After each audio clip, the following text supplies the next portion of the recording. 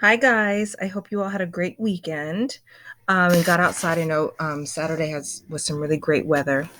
Yesterday, not so much, but that's okay. Sunday was pretty beautiful. So before we start reading chapters 7 and 8, I wanted to just remind you that despite all of the crazy things that are going on with Jack and Annie and all the adventures that they've gone on, the main reason that they're there is to try and solve a riddle for Morgan. So if you remember, the riddle had to do with something being gold. It said that there was danger all around them, but it was also sweet as sweet can be. So a lot of you said when you were making your predictions as to what you thought the answer to the riddle was, a lot of you said lions. I'm not sure if there were any other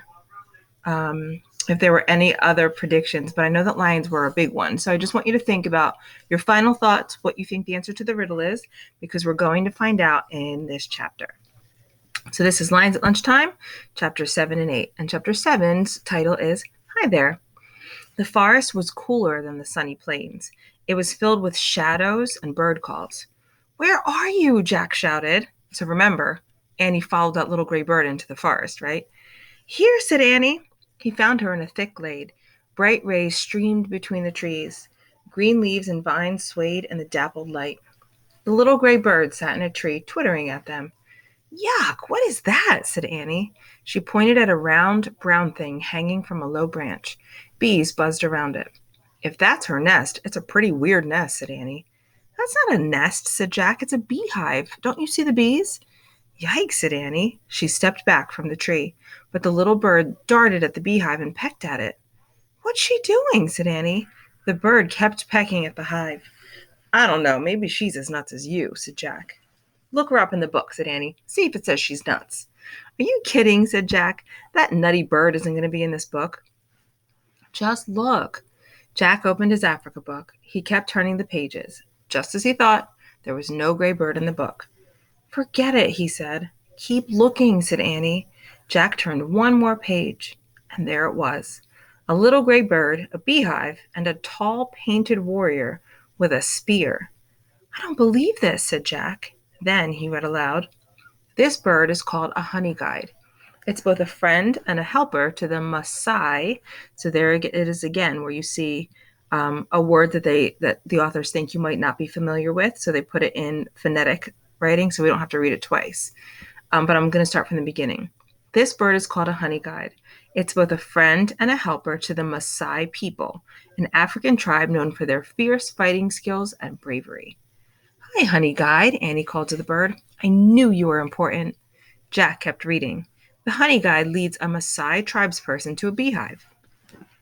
The bird waits for him or her to scatter the bees and take the honey. Then the bird feasts on the honeycomb. That's cool, said Jack. They work together, like the zebras and the wildebeest and gazelles. Yeah, said Annie, and she wants us to be her helpers. We have to scatter the bees and leave her the honeycomb.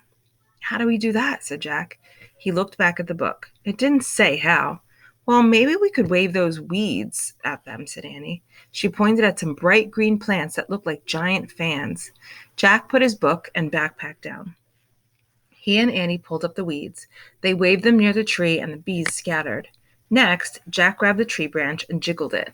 The hive fell to the ground and broke open. Annie stood and stuck her finger into the golden honeycomb. Yummy, she said when she tasted the honey. Try it. Jack stuck his finger in the honeycomb too. He licked off the golden honey. It was the sweetest honey he had ever tasted. Now the honey guide can get to her honeycomb, said Annie. Yeah, but she better hurry before the bees come back, said Jack. It's weird, said Annie. Honey's so sweet and good, but to get it, you have to go past a lot of dangerous bees. Man, whispered Jack, that's it. That's what? Asked Annie. Jack said Morgan's riddle. I'm the color of gold and as sweet as can be. But beware of the danger that's all around me. What am I? I get it, Annie whispered. Honey. Honey, said Jack, nodding and smiling. That's it. We've answered Morgan's riddle. Let's go home. He stood up to leave. He gasped. Standing in the shadows was a tall man with a spear and a curved sword hanging from his belt. His face was painted in fierce, bright colors. Jack knew at once what he was. A Maasai warrior. Hi there, Annie said in a small voice. So I just want to stop for a second. Can you imagine how scary that must be? He's got this sword hanging from his belt. He's got this big spear. He probably doesn't speak their language. So Jack and Annie are going to have to see how they're going to kind of make friends if they can with this Maasai warrior. So we'll find out. Oh, let me see how I can go back. So for your job at the end of that chapter, it says Jack and Annie finally found the answer to the riddle. So your job, when you click here, a box will pop up. Oh my goodness. Not because I'm in presentation mode. It says, how did Jack and Annie find the answer to the riddle? So think about what they did to get to it. And then you have to write what the answer to the riddle was and then explain it. So what was the danger? What was the gold part? What is the sweetness? So think about all of those things.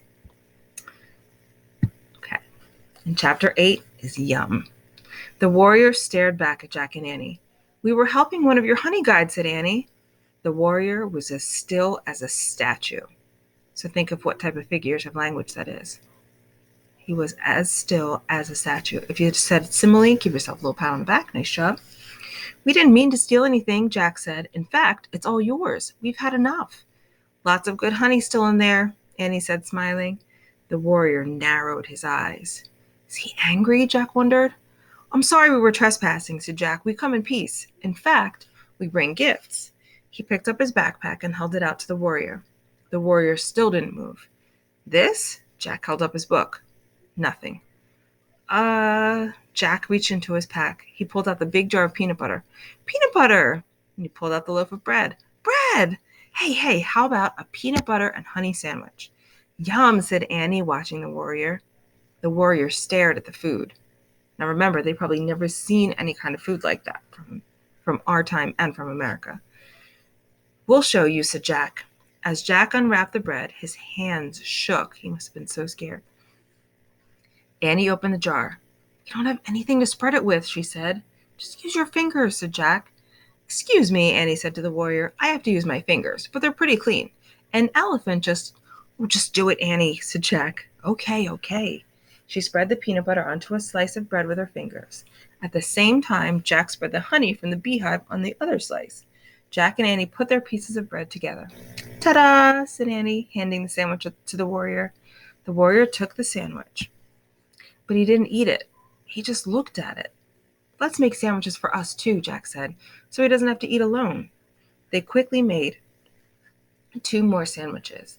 See, like this, said Annie. She bit into her sandwich. Yum. Jack took a bite too. He said. It was really good. Finally, the warrior bit into his sandwich. He chewed slowly. This is called a picnic, said Annie. They ate their sandwiches in silence. When they finished, Jack screwed the lid back on the peanut butter jar. Not bad, huh? He said. The warrior smiled. He had a kind, dignified smile. Jack and Annie smiled back at him. Then the warrior turned gracefully and vanished into the trees. Oh, man, said Jack. Part of him wanted to follow the silent warrior through the shadowy forest. Ready? Annie asked softly. Jack nodded. Annie started to go. Wait, said Jack. He put away the peanut butter and bread. We're going back to the treehouse, right? We're not going to do anything silly, like rescue anything or chase any birds, right? Those things aren't silly, said Annie. And don't forget, that bird gave us the answer to the riddle. Oh, right, said Jack. He looked at the little honey guide. She was on the ground pecking at the honeycomb. Thanks, Jack said to the bird. Have a good feast, said Annie. Jack put on his pack. Then he and Annie started out of the forest. When they passed the pond, they saw the elephant still splashing in the water. He lifted his trunk. He seemed to be waving at them. See ya, shouted Annie, waving back. They rounded the bend in the river, then started through the tall grass. As they walked back toward the treehouse, they saw the wildebeest in the distance. There were still some crossing the river. They saw a family of zebras grazing together. They saw lone giraffes walking from tree to tree, eating the leaves. And they saw a bunch of lions sleeping in the shade of a tree. The same tree that the treehouse was in. Oops, said Annie. Jack's heart gave a jump. So there they are, he said. So if you remember, I almost kind of forgot that Jack had been wondering about the lions this entire time. So they've just solved the riddle. They're ready to go home, but they have this last big task in front of them. It's how to get to the treehouse without being attacked by the lions. So we'll have to think about what might be happening next. So you're going to answer the following questions in complete sentences. So it should definitely not be just one word, right? The first one is to describe the Maasai warrior that Jack and Annie meet. So you can talk about what he looks like physically, like on the outside, and then describe maybe how he's acting toward them, things that he does, things that he says or doesn't say. And then the second question says, how did Jack and Annie make friends with the warrior? Or at least make sure that he didn't, or at least make sure that he knew that they were not enemies. So that is for your reader's workshop task. For writing, we're going to continue with thinking of that chapter. And I want you to think of how you can write from a different point of view. So just a little reminder, when you see a screen like this and the beginning has a space there, that's for your name. So you're going to add your name on the first slide. And then there's just a little reminder of what point of view is. So it says, write from the point of view of the Maasai warrior. So this means that you're going to pretend you're him, and you'll have to think of what he might be thinking in the situation on the next page. This also means that the pronoun that you will use is I when you're talking, because you're pretending you're him, right? So here's my example. If I was writing like I was the Maasai warrior, I would say something like, I was so surprised when I saw a little boy and a little girl in the forest. And then keep going. I don't want to give you too much.